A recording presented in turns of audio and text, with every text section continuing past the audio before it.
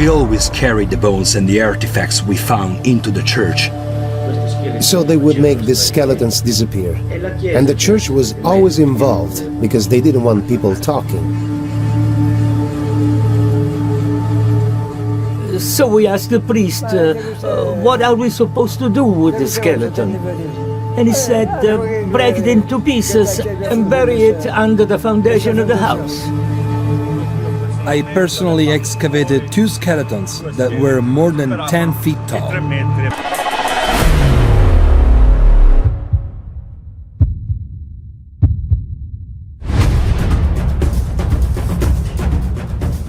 A portal opened, a doorway, and the giants came up out of the earth. It's almost like they were eaten on the run. This was the violent overthrow of the Anasazi.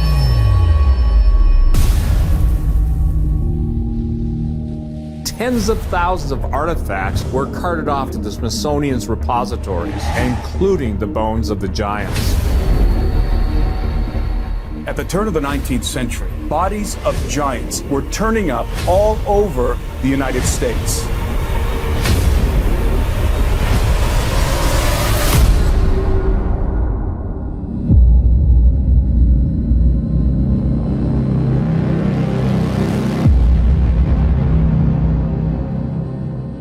All over the island of Sardinia, there are massive stone sepulchres famed since time immemorial as tombs of the giants.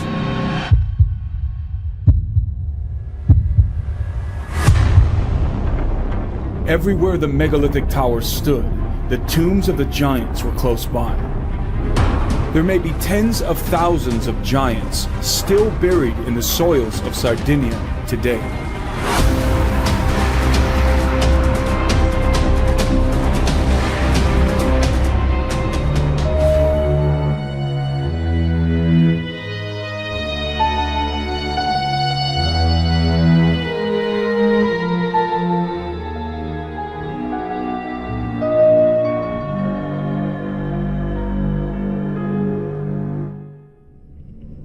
You know the textbook history of America, but secretive institutions have worked behind the scenes to conceal a darker secret.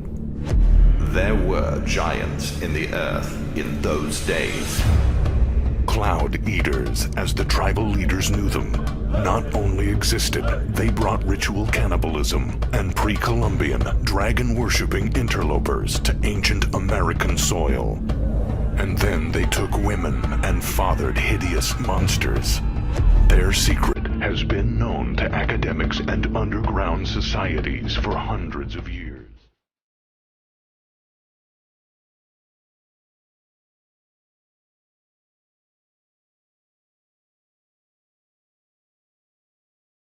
I was very young when I visited the Grand Canyon for my very first time on a family vacation.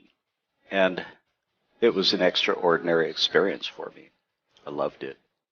There I was looking at what they call the monuments of the Grand Canyon, and at the time, nobody really paid attention to the names of the features of the Grand Canyon. I'm 51 years old now, and it wasn't until I started investigating what I felt was needed to be investigated in the Grand Canyon concerning the Egyptian artifact find down in the underground dwellings, citadels, and the Asian artifacts. They had hieroglyphics, and they had things that were taken by the Smithsonian Institute in the year 1907 and 1909. 1909 is when the Phoenix Gazette came out with their article chronicling G.E. Kincaid, who was sent from the Smithsonian Institute to do an archaeological investigation there. And that's when it was discovered that Egyptian artifacts indeed were there. But no news from then on. And people talk about that experience, and it's wrapped in myth. Very difficult to understand it unless you're connected with the Hopi Indian tribe and other Indian tribes that would tell you otherwise what that canyon really is. And I think that I pretty much discovered just through an intellectual survey of what it might be. And then a little over a year ago, here at the University of Arizona Library, I decided to pull out one of the topographical maps of the Grand Canyon to see if the stars of Orion would match up with any of the pinnacles, the highest peaks, the altitude peaks of this topographical map. Sure enough, it didn't take but about 20 minutes to size that star chart, which I created a transparency out of in Photoshop. And I got the alignment. What seems to really fit are the major stars that are not the belt stars that we find in the Giza Plateau with the three great pyramids. They happen to be the shoulder stars, Betelgeuse and Bellatrix, and then the kneecap stars. I think you would call that the Hunter constellation of Orion. That is Orion, South, and Rigel. And then Mintaka would be one of the stars of the belt system. And those were the major ones. They lined up with Isis Temple. They lined up with Isis Temple is Rigel matches up with Sumner Butte. Bellatrix matches up with Isis Temple. Betelgeuse matches up with Tower of Set. And South line up with O'Neill Butte, where the natural arch is. And it's quite possible that reorienting this, I might get other matches, but these are the ones that turned out to be the closest. And recently I've been looking at the Pleiades star system, and so that was astounding to me, and it just made sense that all along in my life I couldn't figure out why a river could have carved angles into the rock formations, which seem to appear to be block formations, that when you look at the Isis Temple, for instance, it looks like a stepped pyramid. And if one were to restructure it by moving all the dirt that has fallen from the sides, creating the angles in between the right angles, you could probably form these into the four-sided pyramids that we find down in South America, the Mayan pyramids. No river could have formed some of the features that we see at Isis Temple. At Isis Temple, it appears to be a wall in a circular form. A river can't make those sharp bends and then create, perfect 90-degree angles in there, and then form almost like a circular sweep on both sides. So it amazes me that in geology, they don't address these issues. I think that most of the river rocks that would otherwise have sharp edges have been rounded off. We only find them where the river is at, but it doesn't appear that we find them above the surface of the water.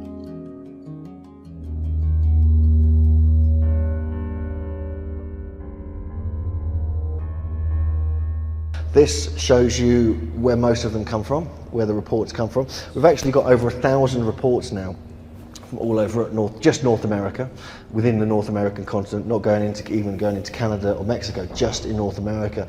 You can clearly see where they congregate heavily is in Ohio and Pennsylvania. This is the whole Ohio Valley mound culture area, which is somewhere I've explored at length a couple of years ago, and I was exploring with Ross Hamilton and others. And even up in New England, where there's many megalithic sites, up in this area here, we find hundreds of megalithic structures, dolmens, chambers, standing stones, even stone circles.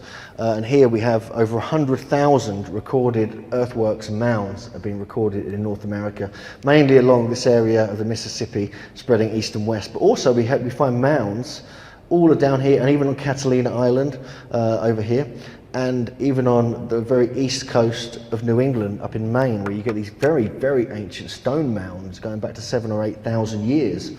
So on either side of the country, there have been archaeological discoveries going back to 7,000 to 8,000 years old, which is much older than the official dating of the mound culture peoples. Here's just some examples here. We've got so many. I just threw a random selection in, really, but just to give you, some examples of differences and correspondences here. This is from Kern County, California.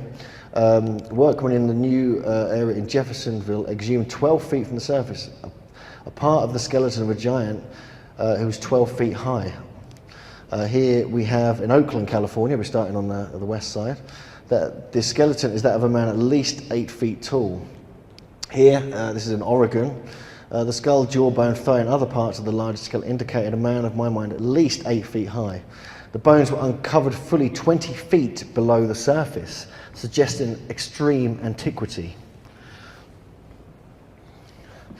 Again, in this area in the desert around Los Angeles, California, of relics of an ancient civilization whose men were 8 to 9 feet tall in the Colorado desert near the Arizona, Nevada, California border. These giants are clothed in garments consisting of a medium-length jacket and trouser extending slightly below the knees. Very cool. The texture of the material is said to resemble grey dried sheepskin, but obviously it was taken from an animal unknown today. Again, this just shows you the kind of technology that they were kind of working with. This is an example. This is actually from Catalina Island, where they've actually found hundreds of giant skeletons. And recently, a researcher there, when they were cleaning the whole area of this guy called Gideon's museum, they found this whole box of lost reports, records, and recollections and photos. And this is one of the ones that popped out of it. And it's been kind of very heavily suppressed, the whole Catalina Island discovery. Basically, they believe there was a stone circle on Catalina Island off the coast of California. They found evidence of ritual, stoneworking, advanced technology. They were a fair-skinned, blonde and red-haired race that existed there at least, some people say 4,000 or 5,000 years ago. This is one example here. One of the skulls measured 26.5 inches around, and the body bones with it indicated that the men were fully 7 feet in height. There were much larger ones found there as well. This just gives you one example. Getting back to some footprints, these are the very controversial Paluxy footprints from Texas. The unusual thing about these ones is that they are right next to dinosaur footprints. These are very, very long. You can see the length of them, a couple of feet long. No pun intended. But the dinosaur footprint is right next to it. Sort of, I don't know why they're going in different directions, but they are. And these were found on a whole layer of bedrock that kind of got covered up over different epochs. Still in that general area, we go to Nevada, and the famous Lovelock Caves, mummies and skeletons that have been discovered. They were said to be a legendary tribe of red-haired cannibalistic giants. That is going to scare you if you meet a bunch of them, isn't it? But you can see the size of them. You can see the jaw size on the top right there compared to a normal jaw. And on the bottom right, this is one of their sandals that they even wore. That was managed to survive many thousands of years. The whole story goes that they were actually the Paiute oral history, who were the Native American tribe of that area, were terrorized by these red-haired cannibalistic giants, and even they would be eaten by them. If there wasn't enough food to go around, the giants would just turn up at the places these Native Americans were staying and just go and grab them and eat them. It's pretty scary. You know, that size jaw coming after you, it would be pretty scary. And so what they did is that the Paiute all got together, and when all of the giants, they chased all the giants into Lovelock Caves. It's going back, over 150, several hundred years, because as the legend states, they actually hid them in it and then made a massive fire at the entrance of the cave and killed them all, smoked them all out, and took out this whole race of giants who lived in the Nevada area. Some of them that didn't get burnt were actually mummified, actually very, very sophisticated mummified remains, and they all had red and blonde hair again and this pale skin, suggesting a much earlier prehistoric race of unknown origin existed in that area. This actually shows you a rare photo on the left there of one of the skulls that have now been removed from display. In most other museums you get that. This is partly to do with the NAGPRA Act, the Native American Graves Repatriation Act. I think that's the right order of words, I'm not sure. And on the bottom right there you can see the powerful jaws that would have munched on humans. And here, in just not too far from there in Utah, more red-haired and wavy-haired, a white race in America, thousands of years old. These were, years before the Indians or the Cliff Dwellers, it states. This one on the left here is actually from San Diego. It was actually discovered in San Diego. It's, I think, 10 feet high. Again, it had red hair and it was mummified. And on the right-hand side is very similar, the same size, same style of mummification, red hair, fair-skinned mummy from China, which is 3,000, I believe 3,600 around that area BC. So we're finding correspondences all over the world. This is just nicely placed bones here, to go for the skull and crossbones look. These were found actually in New Jersey, in Tuckerton. One of the skeletons measured over 7 feet and was that of a veritable giant. And he was actually killed by some blunt weapon. And on the right-hand side here, this is Pleasantville, New Jersey, I think, or Baltimore. They run in size from a small child to several of 7 feet in height, and one, supposed to be an old medicine man, must have been at least 8 feet in height. So this is over in New Jersey, on the eastern side of America. Even in Connecticut, there's extremely ancient bones and skeletons to be found that predate anything that should be there. And they were flattened heads, so they were altering the skull shape in North America.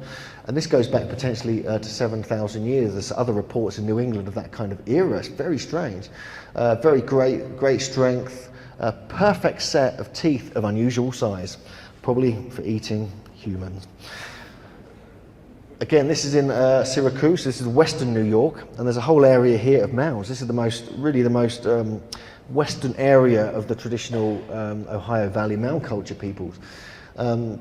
Back in 1876, when they excavated one of these mounds, or probably looted, I'd probably imagine, they found skeletons 9 feet high, and other examples in that area. And these are the two, and then it was reconstructed by this guy here, who actually decided to, his grandfather measured the bones, so he reconstructed these models and has them on display in a museum you can actually still visit. Obviously the skeletons are being taken away. Again, this shows you in Massachusetts, the oldest human skeleton after New England, believed to be 7,000 years old, may have been from a man of European origins. And we are seeing these examples of these giant skeletons with the connections with Britain and Ireland. This is just from an area near Boston. One of the larger mounds was entered years ago, and 5 very large skeletons were removed. Not much detail about that one, but it was there.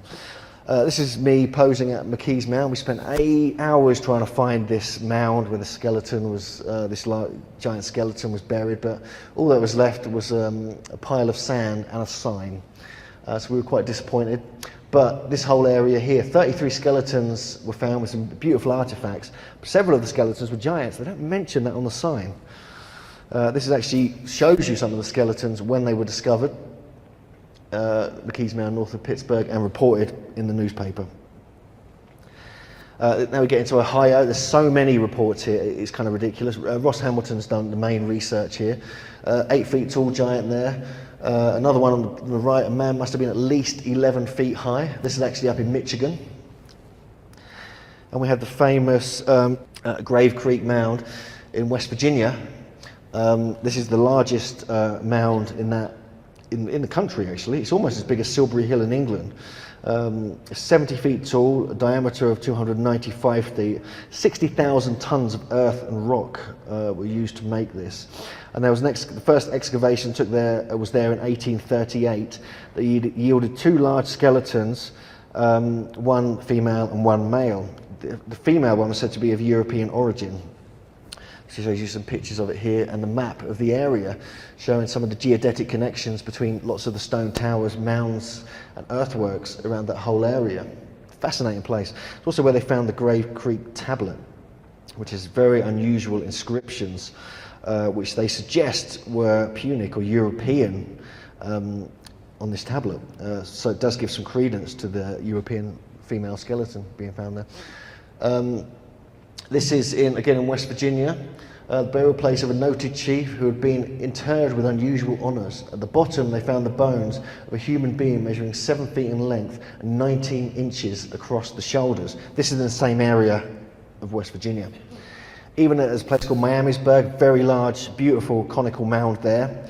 There's a whole story associated with this, but I'll just summarise that they found 2 skeletons, one in the mound and another in this stone coffin, which is about 9 feet long. That was got discovered because a tree got blown over in a storm. The best example of a serpent mound, there are others. This is the one that survived being partly reconstructed, but it just shows you very high level of sophistication. Each of the curves in it give very clear evidence of astronomical alignments. This is all on this high bluff here.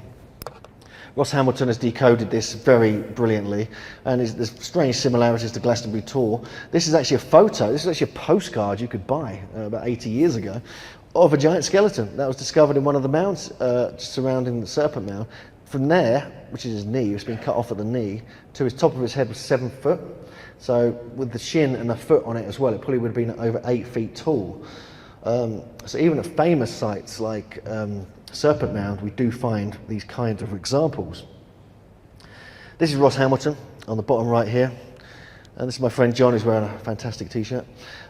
This is actually a large monolith here, which is a very similar shape actually to the one that's fallen down the eastern slope of Adam's Calendar here in South Africa. This is the sort of top part of the ridge with Serpent Mound's on behind it. This is the stone here, and this we believe was actually in this part here, the middle of the egg, which is sort of being held in the mouth. Well, we believe it's an egg, and it would have acted as some kind of lightning conductor. And this is the only known megalith of that whole area in Ohio. Many native tribes around the world, many of the indigenous peoples around the world, have the very same traditions in terms of, for example, many of them believe that giants are buried under the hills and mounds. Mm-hmm. And they venerate the giants as ancestors, mm-hmm. progenitors, the sons of the gods. Mm-hmm. This is really interesting to me because in the research I've done for my recent book, The Great Inception, I found that there's a particular group of people from the ancient Near East, one of the tribes, one of the people groups that the Israelites had to push out of the Holy Land, who did the same thing. In fact, scholars within the last 30 years just translated a tablet from ancient Syria that was an invocation of the spirits of the Rephaim and a council of the Datanu, and a scholar has shown that word Datanu is actually the root word for the Greek Titans. Yes. So that's right.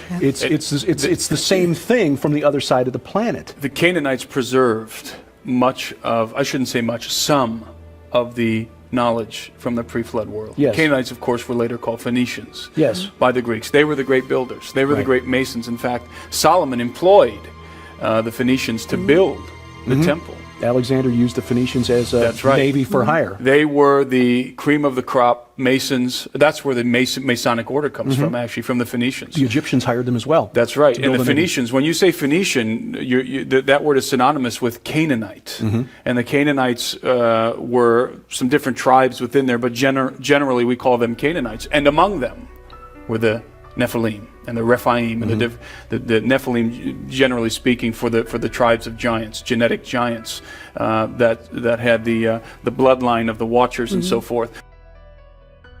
One of the great mysteries of North America, which is the mystery of what happened to the Anasazi. First of all, what did you find out about that, and how does it relate to the stories of the biblical giants? They were basically eaten by giants. So that's the information that's part of the reason why we were in the desert Southwest, is we were tracking the Anasazi and exploring this alternative historical narrative that in fact they did not migrate away, they ran away. They fled for their lives, and that the Anasazi were exterminated. This was something that occurred after the flood of Noah, and probably, as Tom says, around the time when Moses was writing, and there were giants in the earth in those days. The Anasazi were perhaps being consumed, eaten by giants in the desert Southwest. And that was about the same time that the Canaanite, Phoenician descendants of the Amorites were basically summoning the spirits of the Rephaim to bless the new king. And there is a connection there. There is that connection with the Phoenicians, with the Canaanites in the United States and in other places of the earth is so strong. We were out there kind of on the trail, too, of not only just the biblical giants, but the Native American Stargate culture, Stargate understanding, and most importantly, the giants. And the fascinating thing to us is that as we tracked the giants, their culture, their civilization, their eating habits. And their eating habits, they were cannibals. You know, unfortunately, the Jolly Green Giant is not what we're talking about. We met with different Native American elders, and we got a picture that was unusual. Now, they told us they know where the giant bones are, and they wouldn't let us see the giant bones, yet they would talk about the giant society that the, if you will, the medicine men get together and they open up portals, okay? Now, they maintain their opening up portals in our day and age, and that literally the giants tell them what's coming on the scene. In other words, the giants that are somehow held back are giving them information, and these are the people in the giant society that are absolutely as serious as you could even imagine that the giants are going to return soon. Now, that goes along with in our second DVD, True Legends, the series, we're the Unholy Sea. We actually have the pilot on record as flying a dead giant out of Bagram Air Force Base. Fast forward, he contacted me, I forget what year it was, but fast forward to just a couple years ago, and the same pilot that flew the dead giant out of Afghanistan was in a bar. I believe it was in New Mexico, and one of those beer bars. And the deal is that a Native American came over to him and basically started to speak to him and sang some sort of a, I guess you'd say a tune or something, a chant or whatever it was. And Alan said that the Native American made the statement to him, "You have seen giants. The giants are coming back." Alan had never seen the guy before in his life and never encountered it. It kind of blew his mind because he said one of his friends went over and sat in the other part of the restaurant bar and just went kind of like, you know, woo-woo on him. But when we're talking about this, we're not only after the bones, Derek, you know. Basically, Tim and I are on not only the trail of the giants, but we're going after the live ones also. Tim's experience in South America and the travels that he's done, the idea is this: the giants have been kept from contemporary history, relegated to fable and myth in order to take away from not only their significance but the reality, in order to bring them back at a given point in history.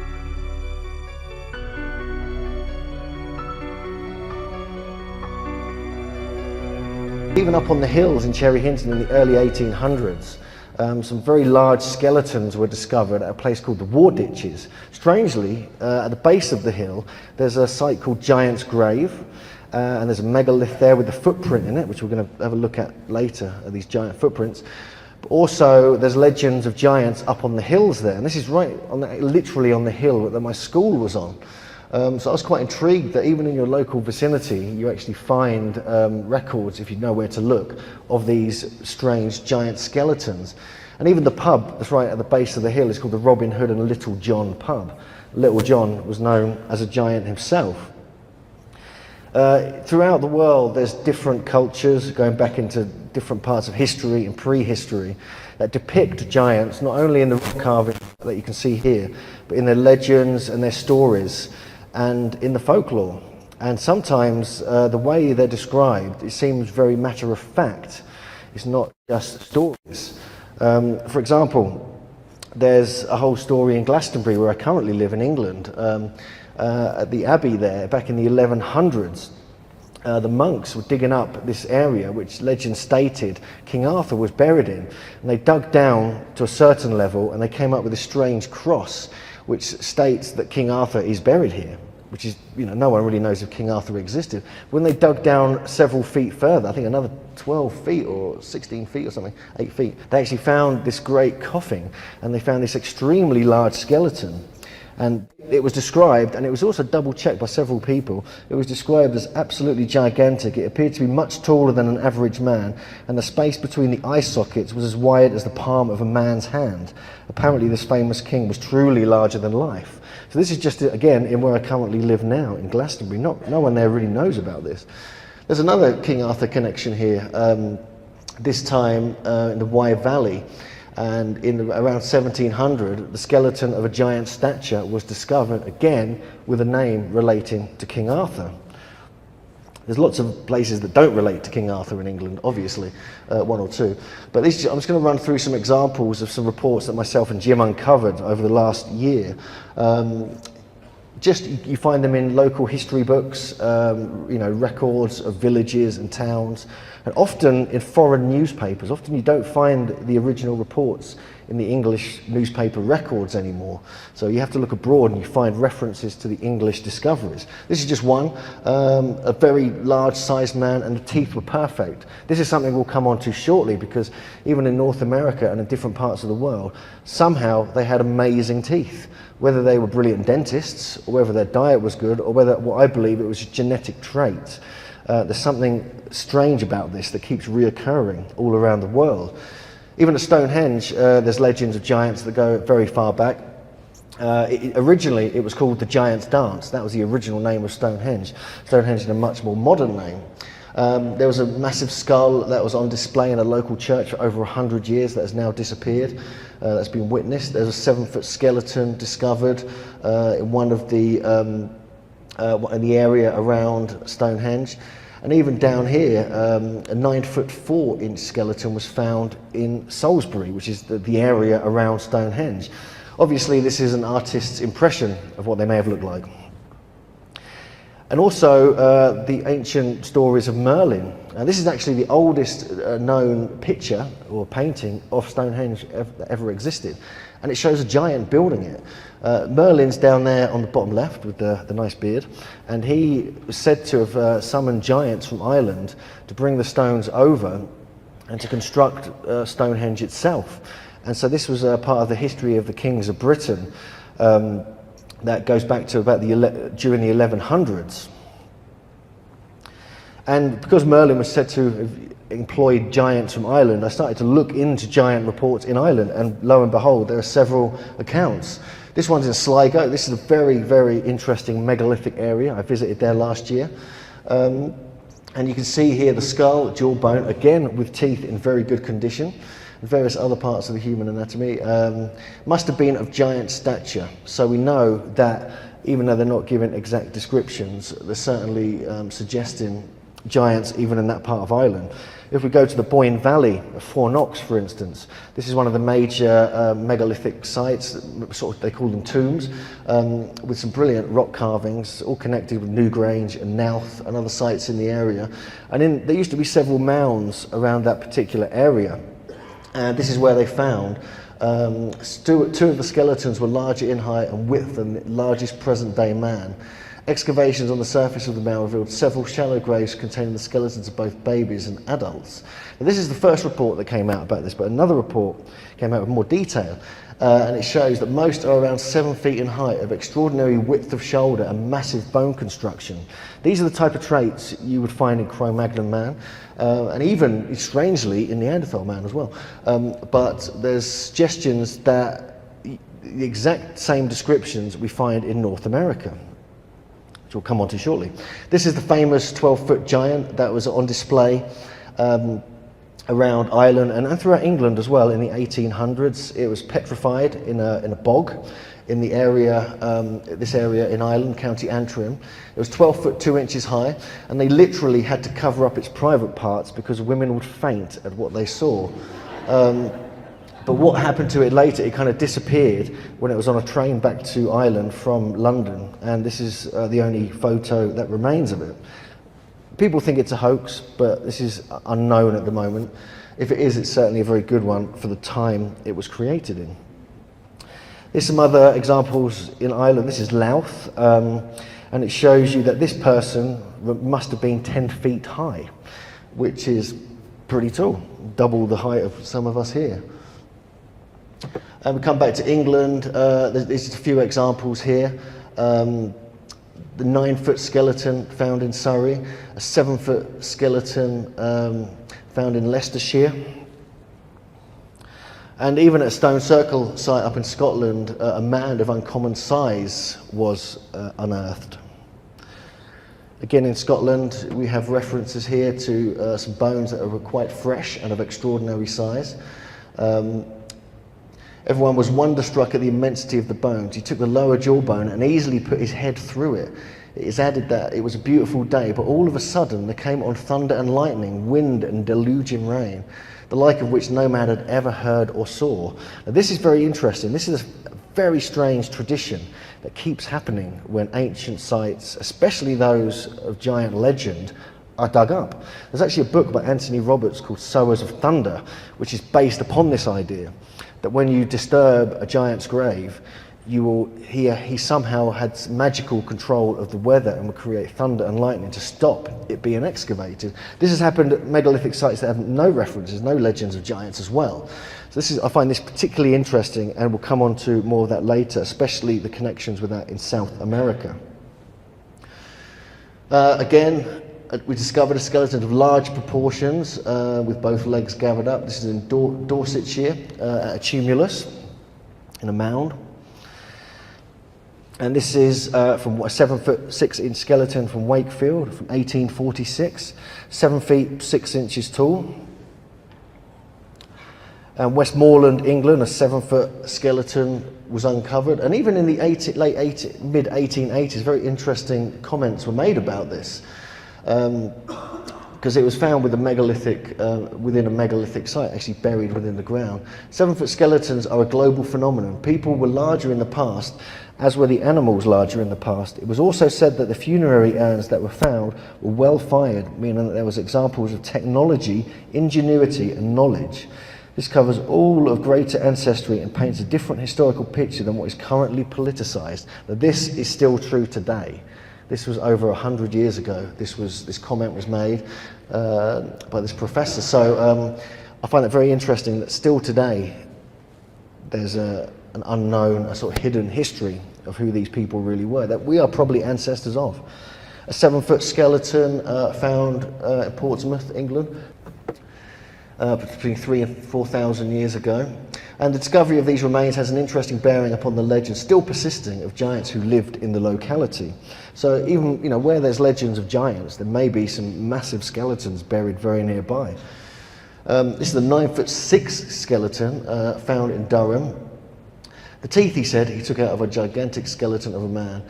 In the middle of the bank was found the skeleton of a human body, which measured 9 feet 6 inches in length, the shin bone measuring 2 feet 3 inches from the knee to the ankle, and around it were 4 large flat stones. This is the same as we find in North America in the mounds. So it seems to be a cross-cultural connection here with these ancient races between Britain and America. Even down in Cornwall, we find very large bones being discovered. And there's legends associated with it on the right there.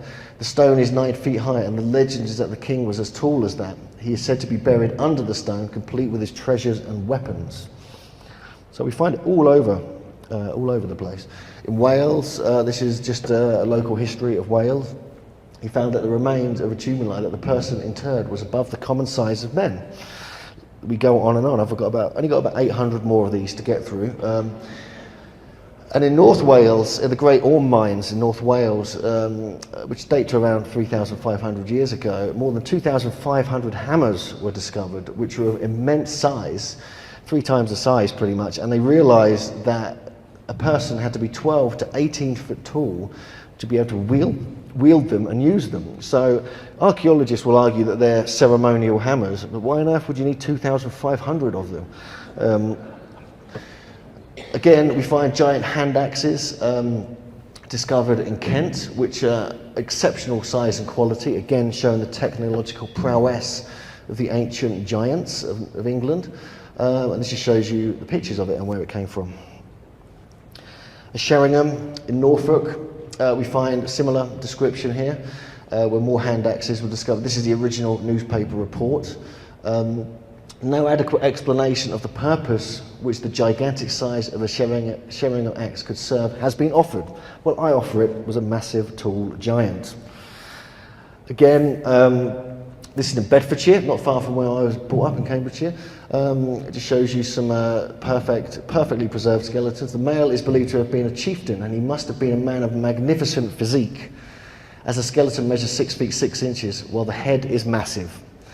The woman was laid at right angles to the man, with her feet resting against the side of his body. Again, this is a tradition we find in North America. These are the very interesting reports here from the Keswick area and the famous Keswick skull. The giant skull, from the measurements of the giant skull at the Museum of Keswick, Cumberland County, the stature of the giant must have been in excess of 10 feet, or about the height of the Philistine Goliath. Another example in the same area that was discovered in the 1660s, a very extraordinary and prodigious sized giant was discovered. The length of the thigh bone was nearly 6 feet, and the skull, teeth and other parts proportionately monstrous, so that the length of the whole body was computed at 21 feet tall. So we're getting pretty big now. Imagine, you know, probably almost the ceiling, I would imagine, up there. And there are references which a lot of archaeologists claim is that many of the giants that are discovered in Britain and Europe are actually Saxon giants, because they were quite a large statured race. But some of these are obviously much, much older, whereas this one is an actual Saxon discovery. And even on the continent, we find, even in tumuli, that the bones of enormous size, double the ordinary in fact, were found in a tumulus. So we find this even going onto the continent now. And Italy as well, there's several reports here of a race of giants. Archaeologists found the skeletons of a woman 7 feet tall in an 11th century grave, which is quite interesting, so it's fairly modern. And Turin, 7 of the skeletons indicated that the men were 7 feet tall of an African race, going back hundreds of thousands of years. And Sicily, this is a very strange story. I'll just read you the important parts here. They kind of fell through this chasm and actually found this temple with hieroglyphs and preserved giant skeletons. And even in the general area, more were discovered. He was informed that some human skeletons of vast size had been dug from the ground about 3 miles distant from where they made this discovery. Captain Allen placed the bones of the most perfect skeleton in their proper position and found that the skeleton to be 11 feet and 4 inches in length, Italian measure, which is equal to about 10.5 feet English. This just shows you the woodcut that was that accompanied the report. And in France, it's just several reports here. I've just highlighted some of the important aspects of the reports here. These are all genuine newspaper reports, and you can find these yourself online if you know where to look. 14 men on the bottom left here, 14 men of gigantic size were revealed. In each case, the heads were of great size with huge jawbones, which is unusual to find these. We keep finding these anomalies. In the middle at the top, skeletons of giant warriors uncovered in France. At the bottom there, belonged to a race of men between 10 and 15 feet in height. And then on the right, 8 7-foot skeletons were brought to light beneath a huge monolith weighing more than 4 tons, not too far from Paris. So we're finding references all over France, again connected with the megalithic sites. Even in Greenland, we find examples. These strange people, said Captain Jensen, represented the Eskimos tradition, almost legendary tribe of giants. They were 7, 8, and even 9 feet tall. On Tenerife, we find other reports here. On Tenerife, you find these very interesting stone-built pyramids, these black basalt pyramids on certain parts of the island that were investigated by Thor Heyerdahl some time ago. What they discovered were of tall stature with proportionate limbs. There were giants among them of incredible size, and that it may not appear fabulous, I will not repeat what is said on the subject. Of one, it is generally said as a verified and ascertained fact that he was 14 foot high and had 80 teeth in his mouth. We'll see more examples of this. He's probably referring to double rows of teeth, which is a trait we do find, especially in North America, but in other parts of the world. And even near Ankara in Turkey, in the Hittite region, there's a report that goes back to 1933. The coffin and skeleton of a Hittite princess of the mysterious race that ruled Anatolia 5,000 years ago. The skeleton of a guard who was 7 feet 1 inches tall are the sensational finds of Turkish archaeologists digging at this town south of Ankara. Now, this is just a couple of hours away from this incredible polygonal wall site of Alacahoyek and also Hattusa, which are well worth a visit. And whilst we're in Turkey, there's even suggestions that very large bones and skeletons were found in southeast Turkey. I put a picture of Göbekli Tepe on the left just to tantalize you. There is no direct connection between these bones that were discovered and Göbekli Tepe, but there is in this picture. In the 50s, when they were digging roads for in the Euphrates Valley, this is a reconstruction of some of the bones that were recorded and measured. And they guessed and estimated them to be 14 to 16 feet tall, which is pretty tall when you think about it. And there are many in that whole area. This is the kind of the ancient biblical area. There are many reports, actually in the Bible, of giants. Here's just some examples here. I'm not going to read all of these out to you, but I'll just leave that up there. But just an example, there were giants in the earth in those days, and the classic analysis there. And there we saw the giants, the sons of Anak, and different other reports. I'll leave that up just for a moment, just to give you some examples of that, because this is something that has sort of baffled scholars for many years. Biblical scholars, Christian O'Brien analysed this, and a brilliant researcher called Patrick Cook. He's passed away now, but I highly recommend you look at his work, because he was a biblical scholar, and he was very interested in UFOs and giants and unusual accounts in the Bible. And these are some of the examples that he collected. So I just want to, make a reference to Patrick there. But it just shows you that even in the Bible, we find these reports. This is a very strange story. According to a German newspaper, a researcher called Gregor Spory went to 100 kilometers north of Quayle, and he had to pay $300 to get these photos, but these are photos of a mummified finger, which is so large that they estimated that would have been of a giant who was 16 feet tall. So even in Egypt, we find these extremely ancient, potentially giant mummified beings, which I wouldn't be surprised if there were more yet to be uncovered and revealed, as a lot obviously is hidden there, as it is in many other places. Again, even on Philae Island back in 1881, the Temple of Isis on the banks of the Nile, 16 miles below Najd Dafar, opened a row of tombs in which a prehistoric race of giants had been buried, the largest 11 feet 1 inch. So even in pharaonic times, or possibly earlier, we find evidence of giants in Egypt. We get them in Russia. This is a very large skull.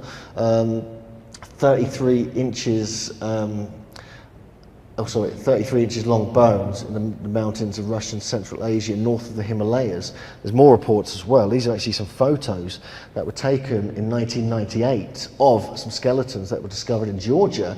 It's estimated that the giant man was about 9 to 10 feet tall, and that the skull was around 3 times the size of a normal human skull. They look pretty powerful beings, don't they?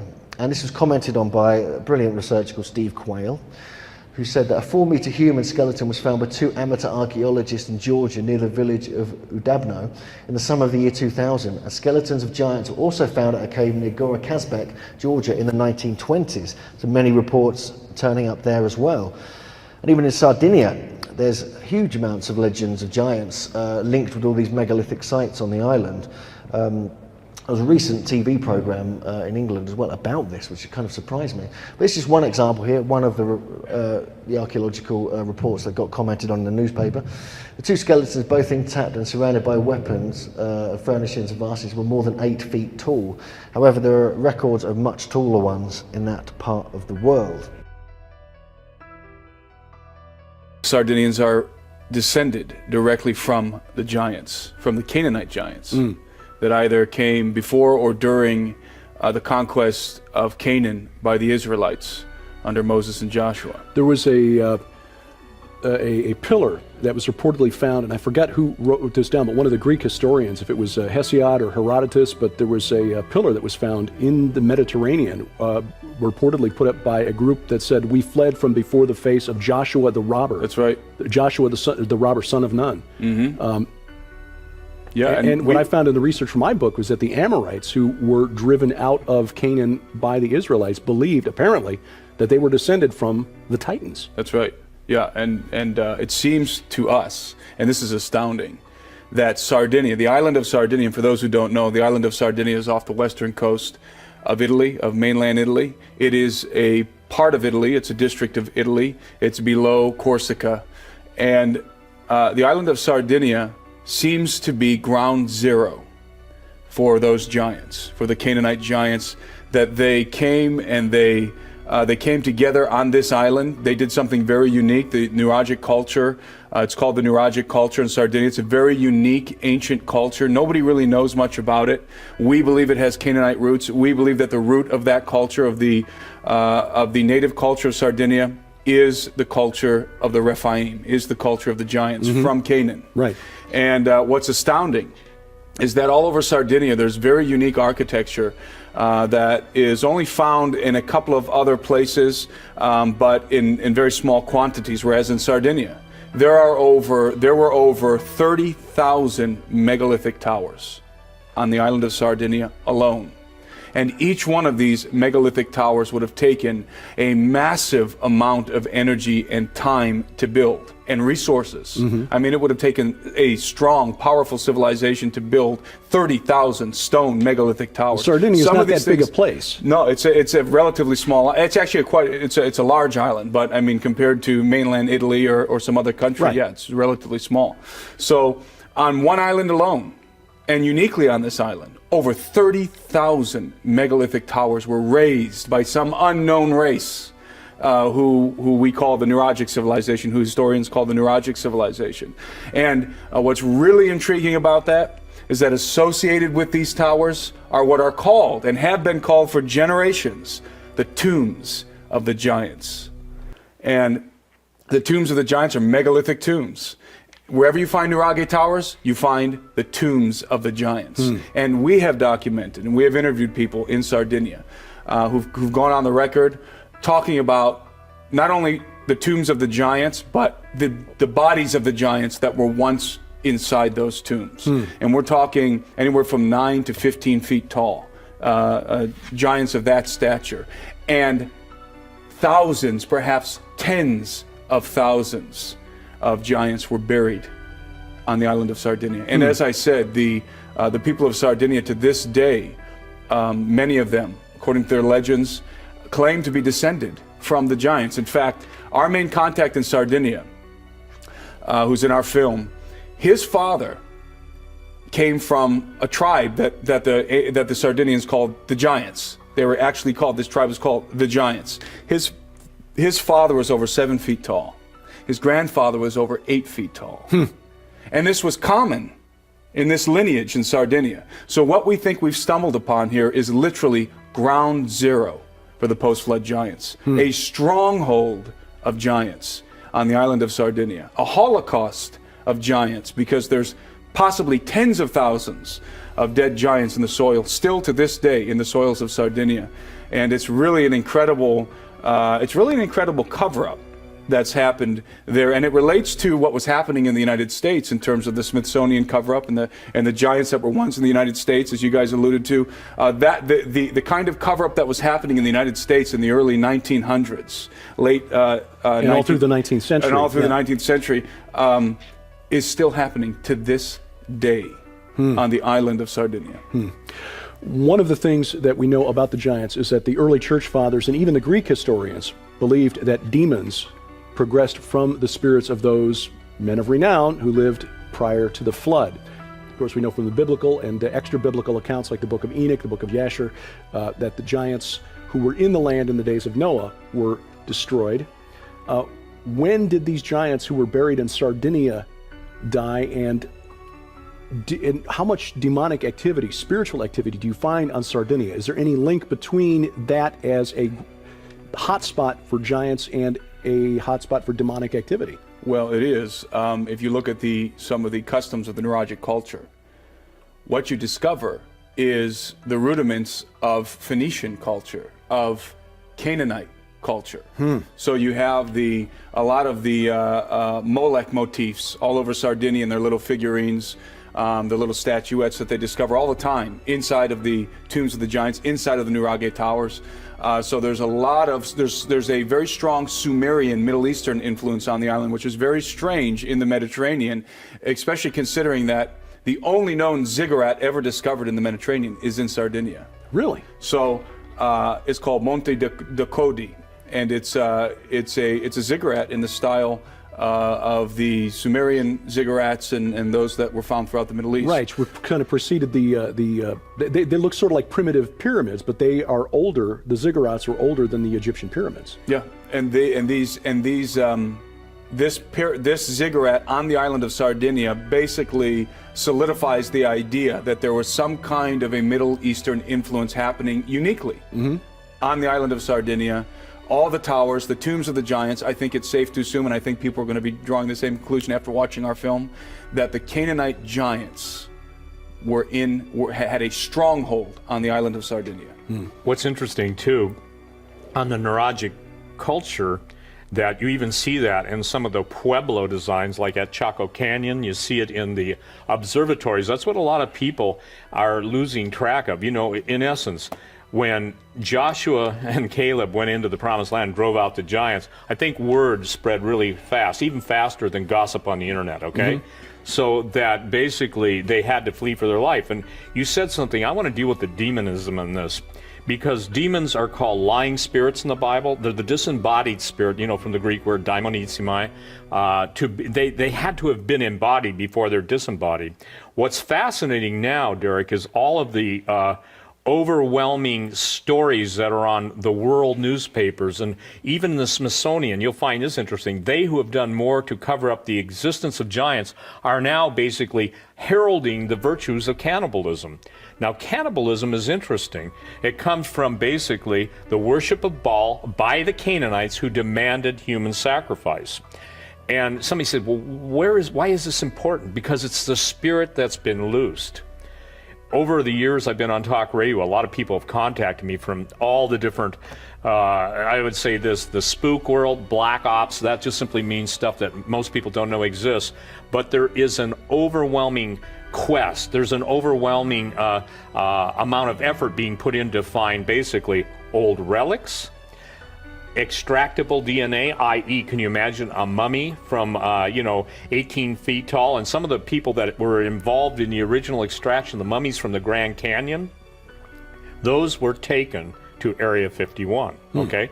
That's the nice benefit. And, Tim and I and anybody who's out there researching, you've got to withhold certain bits of information to basically break the feedback loop of coming back to you. But what's really important is that the criticisms against Sardinia having giants, and I want to share this, right now the biggest, most well-funded documentary by James Cameron, obviously the director of the Titanic, Avatar, I want you to remember this, Terminator, the only man to go down into the Mariana Trench, the deepest point in the Pacific Ocean, who is putting his bucks, big bucks, into the search for Atlantis. The key to Atlantis starts in Sardinia. Even though they started there, they don't get it. The fascinating, if you will, the genetic tracing, tracking, and I've said this before, and I think you've heard me say this, I've said it a lot of times, but the Human Genome Project was not so much about the human genome, but it was identifying the genes or the genetic markers of the giants, okay? The appetites of demons always express themselves in human sacrifice. Now we've got the biggest, I would say, soon-to-break story, the pedogate, all of the cannibalism of the wonderful little children, and the sickness that's out there. That's the spirit that's been loosed. So from the time that, we're dealing with, even we were all at Tom and our film crew, by the way, we had a film crew there too, with everybody in the desert Southwest. And what was fascinating, even though the Native Americans knew that these giants were basically destroying them, eating them, Tom has talked about the Sand Canyon. The giants literally, the Anasazi, the ancient ones, the alien ones, were running for their lives, and they were literally lunch on the hoof, okay, or lunch on the foot. So there was always a denial in I would say this, the denial by ethnographers, by anthropologists, that there was any cannibalism in the United States has now been put just to total rest. The burial mounds, and they call them the Adena and the Hopewell. we can trace all of those to basically South America, Mesoamerica, Latin America, you know. And what's important that people understand is this, is that even in Texas, some people pronounce it Karnakawa, the other people pronounce it Karankawa, but the appetite of demons was always expressed through these cultures, you know, and so it wasn't just ritual cannibalism, it was full scale, you know, what's for lunch. And I think it's fascinating that now we're coming full circle, and you know, that's pretty hard for most people. That's the ultimate taboo. But now we're seeing it in the headlines.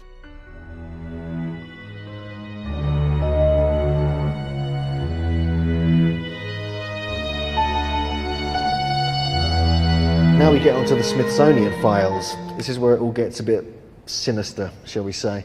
Because the problem in America is when you're trying to research this particular subject is the lack of bones. Simple as that. Where are the bones? Everyone keeps asking us that. So me and Jim and Ross are actually on a mission to try and find some of these bones and skeletons and teeth, and we're hoping some are going to come forth. But in hundreds of the reports, literally hundreds of the reports, it ends by saying the bones have been taken away by the Smithsonian for further investigation. And they never get heard of again. A few years later, when the farmers with the land, they discovered it, and they go back there to try and find them, no, we have no record of that. There's even receipts of them paying for skeletons, like $500 receipts and things like this. Disappeared, everything. They've all been disappeared, the whole lot. So this is the first level of kind of cover-up conspiracy when the Smithsonian got involved. And they got so involved, it got to a point where they were, as soon as there was any reports, they employed about 200 people to go out to mound sites, to go out and find any reports and to get all the skeletons, to disappear them as quickly as possible. A couple of reports here. It just shows you, here actually mentions his name, which is quite unusual to find that, but his name is in the same headline as a giant human skull that was discovered, which really annoyed him, I think, at the time, because he wanted to kind of keep it quiet. Here's one here, bones of abnormal size. Two of the largest bones, and the only two perfect ones we found, were a thigh bone and a jawbone. Each stood 6 feet, and if we measured the thigh bone correctly, it was about 2 inches longer than ours. My friend, with a full face full of whiskers, could slip the jawbone off and on quite easily. Thighs and skulls sent Smithsonian. Never heard from again. Another example here. This is actually from a private local history. Some years ago, when Ben Smith found some years ago, when the Colonel Ben Smith mound was opened by Professor Norris of the Smithsonian, he found the skeleton of a giant which measures 7 feet 8 inches in length. Also, a stone axe was discovered, which was huge. Again, we have the Smithsonian involved here. This is the time when they were starting really in full flow of going to all the different sites to make sure they recovered the bones and disappeared them. Because not only did it go against evolution, it went against their racist agenda.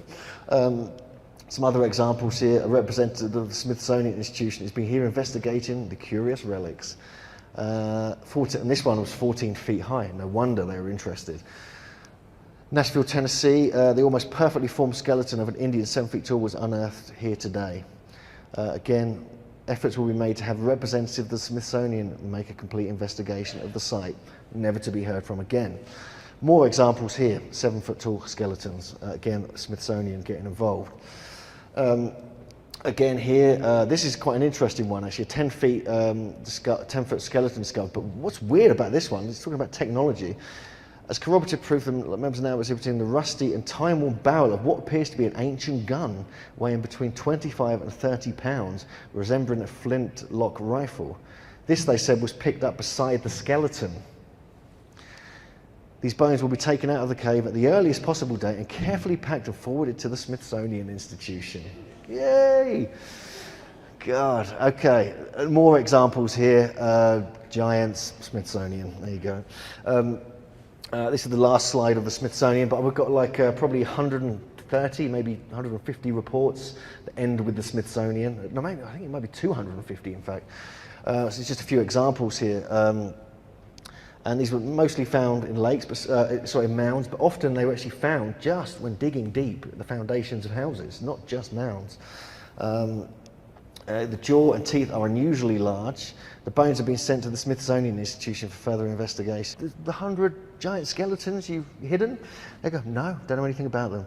You can show them every single report. There is, no, nothing. You can't break through it. It's a really tough nut to break. So we're trying to work out different ways to get in there. We have found evidence and are continuing to find evidence that giants, for example, let's deal with Peru, a place in specific Peru. We know for a fact that the chroniclers of Peru recorded that the bodies and bones of giants were discovered.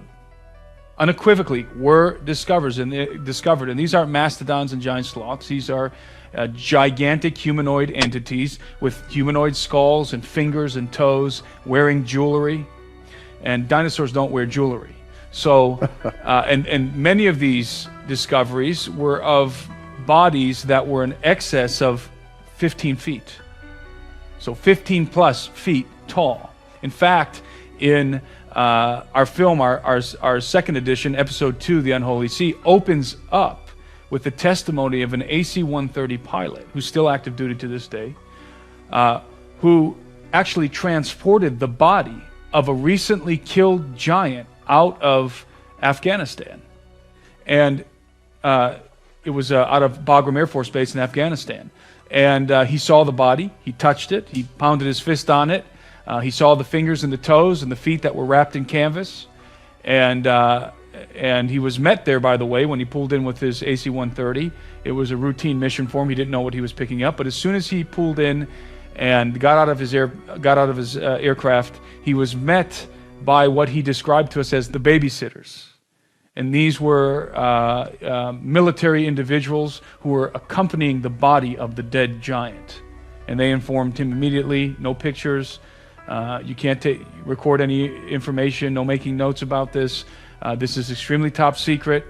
And they accompanied the body of the giant all the way to its final destination. And having watched True Legends, and by the way, you'll be amazed, having watched it, this we're talking giant here. We're not talking about somebody 8 feet tall. This giant, he was estimated to be around 12 feet tall. Now there's other sources out there that are corroborating this story. And they say that he was more like 15 feet tall. The guy we interview, our pilot says he was at least 10 to 12 feet tall, maybe larger, but we know exactly how much he weighed because they weighed him. Of course. They weighed him before they inserted the pallet that he was laying on, before they inserted it into the cargo bed of the AC-130, and he weighed at least 1,000 pounds. That's how much this guy weighed. So yeah, this isn't just a big guy. This is a monster. Now let's suppose, and I have no problem believing this, that this is a true story. Maybe there are others out there in very, very isolated locations. Where in the world do they come from? Well, the Bible says where they came from. There were encroaching spirits from on high, dark spirits. In fact, I have my little faithful copy of the book of Enoch here, and it talks about an angel by the name of Azazel who led 200 other angels who came down on Mount Hermon. And they knew they were violating God's law when they did it. You go through the entire book of Enoch, this evil thing that these angels did produced giants. That's right. It produced hybrids. That's right. If you will, human-alien hybrids. Now, this is in the Bible. By the way, the book of Jude quotes Enoch. Directly. So what can I say? We're not talking about some fantasy here. Yeah, and this was the common view of the Jews in Jesus' day. So when he would talk to them, and when Peter talks about the angels that kept not their estate but are bound in chains of darkness, this was common knowledge among the Hebrews of that time. And not only among the Hebrews, every major ancient civilization has a similar narrative of the gods, these entities, these beings descending from heaven and commingling with the human race, taking from among the children of men, the daughters of men, wives, and copulating with them, and producing, as a result, offspring that were not fully human and were not fully of the gods. These were the demigods, and in many cases giants, but not just giants, all kinds of beasts and creatures, illicit creatures. These were These were creatures that came into existence that were not sanctioned by God. They were not sanctioned to exist, so they were wholly evil. And we see these things in rock carvings. We see chimeras, half one animal, half another. We see all kinds of strange beasts that were worshipped by the people of the old world, who thought that this was something really great, that these gods had come down and produced all kinds of genetic corruption. And yet God destroyed the whole world, and then after the flood, this thing started once again. And you have evidence that, in fact, you've gone to some amazing places to find evidence that there were giants with high technology of some sort, who lived, 3,000 years ago, and were building things that are still extant today. Right. And not only giants, but who knows what kind of entities were involved. Many people are familiar with the elongated skull phenomenon. Right. And we deal with that in our film as well. So there's any number of situations that are plausible regarding the building of the megaliths. But this is a fact. They were built in the world before the flood of Noah. These are not edifices that were raised by the Inca, by Bronze Age civilizations. The Inca in Peru, the Incan Empire, are credited with the megaliths in Peru, and some of the most amazing and massive megaliths on the earth are attributed to a Bronze Age level civilization that wasn't even in possession of the wheel. And you're talking about people taking copper tools and maybe stone hammers, or maybe copper hammers, and chiseling andesite and granite, very, very hard rock, and making huge edifices. Impossible, can't be done. These things have stones of the most unusual size and shape. How much do they weigh? Well, they weigh hundreds of tons, and these are polygonal stones. In other words, they are multi-shaped and they're randomly shaped. They're randomly shaped in order to fit with the stones that are adjacent. So in other words, a very large block was somehow carved specifically and precisely to fit with the stones that were placed around it. We're dealing with stones that weigh hundreds of tons. So not only did they have to somehow extract these stones from the mountainside, they had to move them somehow, and then they had to carve them, lift them, set them into place with such precision that you cannot stick a blade between a lot of these mortarless joints.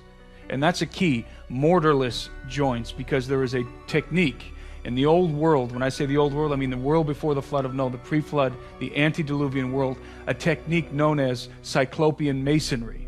And that's a term that comes out of mainstream archaeology, traditional archaeology. Cyclopean masonry, and the reason why they call it cyclopean masonry, which involves the construction using very large blocks without the use of mortar, the reason why they call it cyclopean masonry is because the Greeks attributed that kind of masonry to the offspring of the gods, which were generalized in the Cyclops. Cyclops was an offspring of the gods, and so they called it cyclopean masonry, because it could not have been built with human hands. It was built by the offspring of the gods. So in a way, the Greeks corroborate the Bible narrative. They do, in many ways. So you're talking about masonry, and we'll put up some shots for you to look at as we're talking here.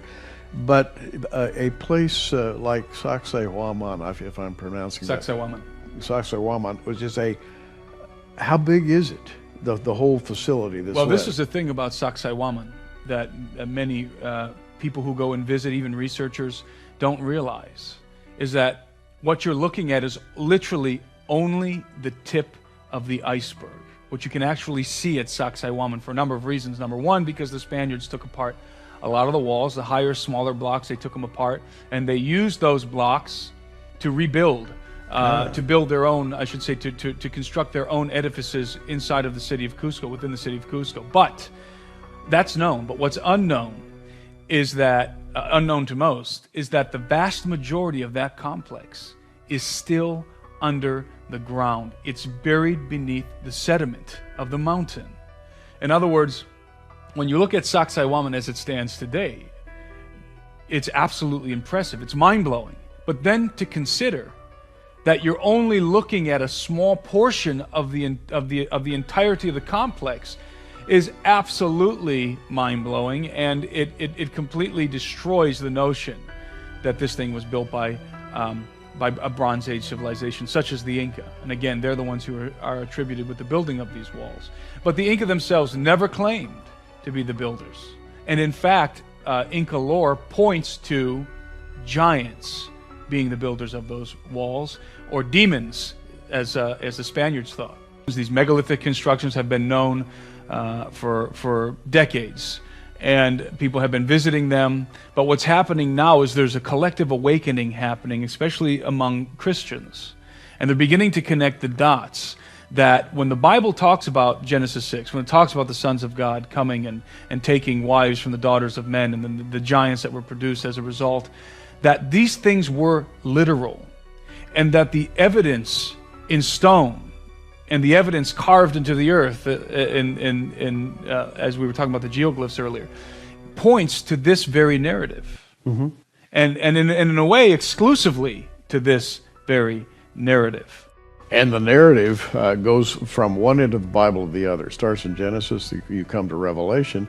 The old ones are going to be released in the end times to torment human beings on earth once again. And I think that they will unveil phenomenal powers, the same kind of powers they used to create all these enormous projects in the beginning. They're going to be released as part of God's judgment. The old ones then are about to make their appearance, and I think what we're doing right now is we're in the part of history where bit by bit there's a disclosure going on. There is. I think we're in the midst of what could be described as a soft disclosure.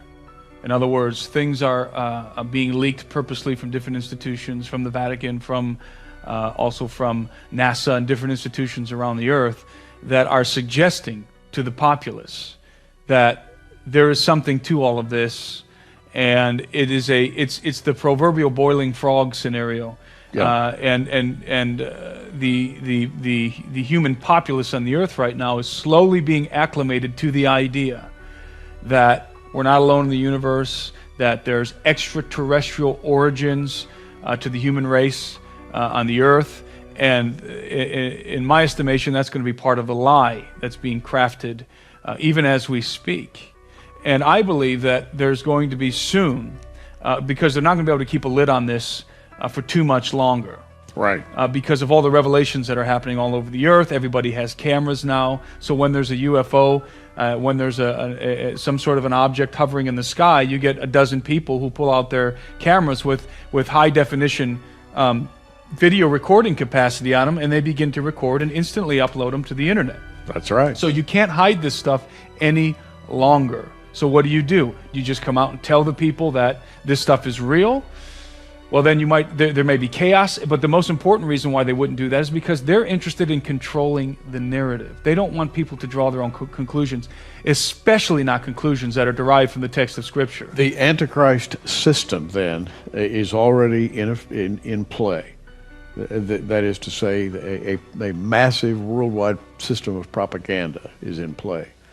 And by the way, that's a big part of this DVD. We have people on earth now who are looking, they're watching, and they believe that, in fact, they have built gigantic instruments which they believe will allow them to see the old ones returning once again. Can you believe what I just said? This is a strange thing to have to utter in public, that there are actually people on earth looking for the arrival of the old ones, right, the fallen angels. That's right. And what people have to understand in order to make sense of those kind of statements, because they are hard to believe unless you have an understanding that you have an echelon, you have a hierarchy in place. You have the Luciferian occult elite, who are not only looking for the return of the gods, but are trying to catalyze their return, are trying to open gates, are trying to, through sorcery and through all kinds of different illicit means, trying to make contact and bring about the resurrection of the Golden Age, which was the world before the flood of Noah. But then you have multitudes of scientific people who are involved in some of these projects. The one specifically that you are referencing is Mount Graham and the Lucifer device. You have all kinds of scientists working on with those telescopes who have no idea that the data that they're collecting is being used by that upper echelon, that occult society, the Luciferian elite, who have completely different designs for the information and the technology that's being developed. So most of the scientists working with these telescopes, or working at CERN, or working on these high-tech projects, are working on them believing that they're just advancing human knowledge, or they're trying to develop technologies that are useful to the human race, or they're trying to look for exoplanets, which is what they publicly declare about Mount Graham. They're looking for exoplanets where alien life might be possible. But I believe that, again, the occult elite, the ruling established occult Luciferian elite already know that these things exist. They're not looking for them. They're trying to bring them back. And to become part of the power that they believe